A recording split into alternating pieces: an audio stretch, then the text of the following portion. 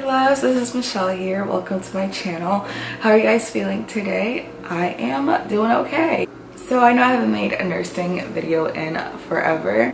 Quite frankly, I don't know if you guys enjoy these. I don't know how many nursing related people follow me. I don't know how many nursing students follow me, or anybody who's interested in nursing. Like, I don't know if you guys enjoy this. If you do, please give this video a thumbs up, comment, let me know so that I can keep these videos coming. So today I have a story time. I'll be telling you guys the day I cried at work.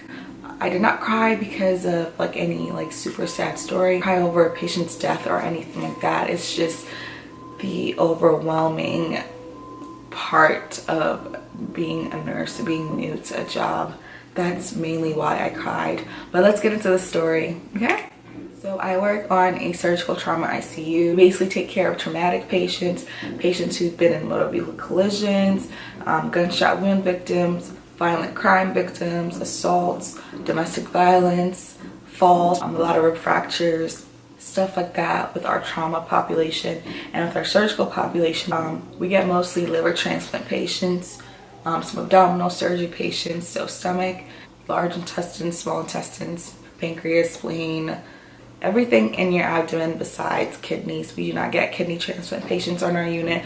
Mostly kidney transplant patients recover pretty easy, so we don't get them in our ICU. They mostly go to a progressive care unit. So the main reason why this patient came onto the ICU was because they accessed his AV fistula. Majority of patients in kidney failure or who have chronic kidney disease get hemodialysis, and that's one of the accesses to, in order for them to filter your blood and get all the toxins out. With the story, I admitted a kidney transplant patient.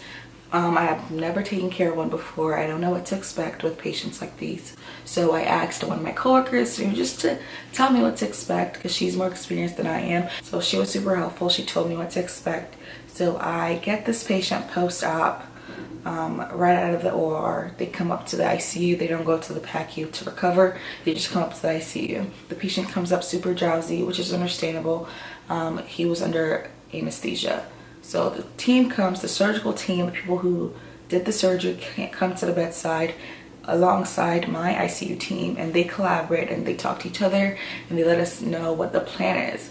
So they let me know what to expect and what my plan is, but I still needed some clarification on certain things, so I was asking a lot of questions. So after rounding on our patient, they leave. I'm left with the patient. I'm doing my assessment. I noticed that the patient has a slight facial drooping, and the person also had I'm gonna try not to call them patients. The person also had some hand tremors that I noticed. So I called my team and I'm like, hey, I've noticed a slight drooping in my patient's face. I've also noticed some hand tremors as well, but I was told that that could be a reaction to the anesthesia, and that it's normal. People come out of the OR like that all the time. It wasn't a main concern, but they told me to still monitor it and let them know if it gets worse. So that's what I was doing. And with the facial drooping, the patient had a TIA in the past, so they weren't really concerned either. So I was like, okay, I'll just monitor all these things. With a patient with a kidney transplant, they have a new kidney, which is new, so it's not going to be working as adequately as it should. The patient came with a urometer, so I was monitoring intake and output every hour. The person was on some fluids as well, and my job was to replete however much he puts out with the fluid so that we keep him balanced. The person also came with a vasodilator, nicardipine drip, which basically lowers your blood pressure. With kidney transplant patients, we like to keep their pressures within a certain limit so that they aren't vasoconstricting too much and putting more work on their kidneys.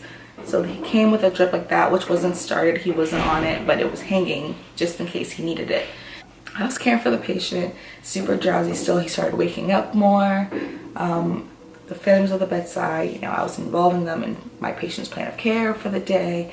I was doing the things. And so then all of a sudden my patient's blood pressure starts reading super elevated. His pressures were reading in the 200s systolic, and that was a change from what it was reading before. And so I changed the cuff from one position to the another. So maybe it's reading wrong. I checked it. It was still reading super elevated. I called my charge nurse. The person came in. We switched the cuff to another position. The pressure was still reading really high. So then my charge tells me to go get the attending. And I'm like, can I just call the resident? He was like, the person was like, no, just go get the attending. And our providers are on the unit, so we have easier access to them. So I walk over to the attending's office to tell the person about my patient, and the attending goes, for someone who has a floor patient, you call us more than people with actually sick patients. And I was like, okay, I called you guys like 3 times. Why are you being mean? I didn't say this to her, but you know, I was just thinking that. I'm like, was that really called for? So I told the attending, I was like, hey, okay, so my patient's pressures are in the 200s, and my charge, you know, told me to come get you. As we were walking back to my patient's room, the provider, the attending, realizes what she said was mean.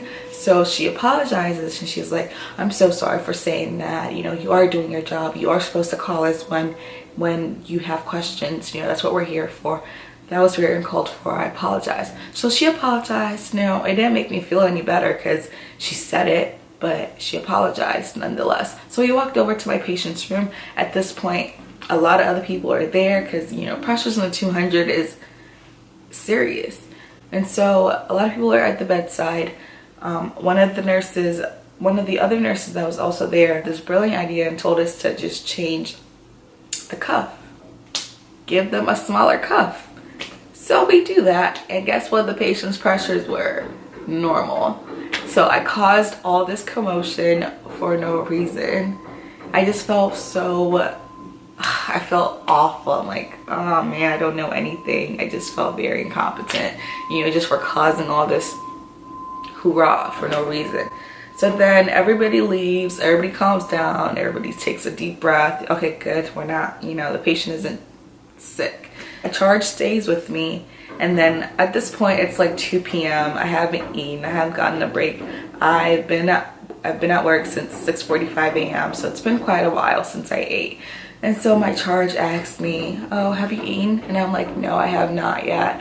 And then the person goes, well, I think you should go eat. You definitely need some food. And then I was like, really? Like, y'all, that was very mean. It was just very condescending, and I did not appreciate that at all. I felt overwhelmed that I just walked out of my patient's room, sat at my little corner desk, tried to contain myself from crying because my past couple of shifts have just been awful, and this was just icing on the cake that just, you know, made everything worse. And so I really tried to contain myself, but I couldn't, and I just started crying. I felt very incompetent. I felt super overwhelmed. I felt very stressed, you know, and just everything just balled up in one, and I just couldn't contain myself. One of my nursing neighbors noticed that I was crying, and she came over. You know, the first statement she says, was it the charge nurse? And I was like, yeah. And then she's like, do not give any mind to it. This is how this person is. You are a good nurse, blah, blah, blah. She was trying to make me feel better. And, you know, I really appreciated her for that. But, you know, as you're crying and someone's trying to console you, that makes things worse. So I was like, you know what? I just can't. Please give me a couple of minutes. Like, I need some time to myself. And she understood, you know. I didn't say it in a mean way. She understood. So yeah, that was the day I cried at work. I just felt super overwhelmed.